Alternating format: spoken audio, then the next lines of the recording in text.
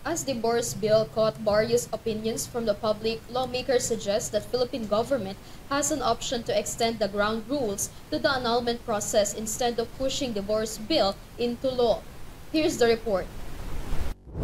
Some legislators who voted against the absolute divorce bill believe that the country should extend the grounds for annulment instead of turning the divorce bill into law. These beliefs persist despite the absolute divorce bill passing the third reading in Congress. Manila 1st District Representative Ernix Dionisio stated that the country has the option to extend the existing annulment laws in the Philippines to make them more favorable for everyone. May option tayo, tama yung sinabi ni Sir na pag mahirap, mas madali sana yung diborsyo. Kasi ako, ito lang ang stand ko dun sa pag-aaral, sa maliit na kaalaman ko. Sa tingin ko, dapat nating i-expound o pag-aralan yung pagpapalawig ng annulment na lang. Kasi may annulment tayo. Ang problem sa annulment, una, magastos. At pangalawa, mahabang proseso.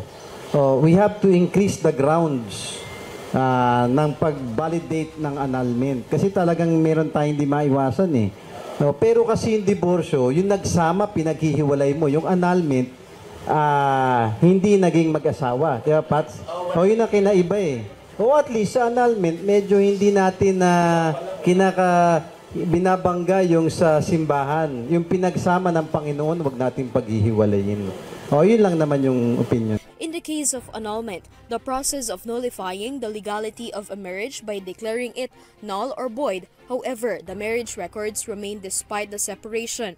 In contrast, divorce terminates or dissolves the legality of a marriage. It declares each person as single.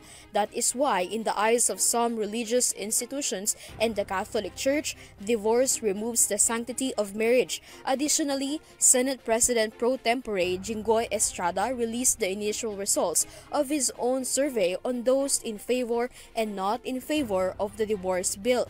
Based on the results, 5 senators agreed with the divorce bill and 5 disagreed. Among those who voted yes were Senator Robin Padilla, Senator Grace Poe, Senator Risa Hontiveros, Senator Amy Marcos, and Senator Pia Cayetano. Those who voted no were Senator Jinggoy Estrada, Senator Francis Tolentino, Senate President Francis Escudero, Senator Joel Villanueva, and Senator Ronald Bato de la Rosa. This is Criza Lopez for Euro TV News.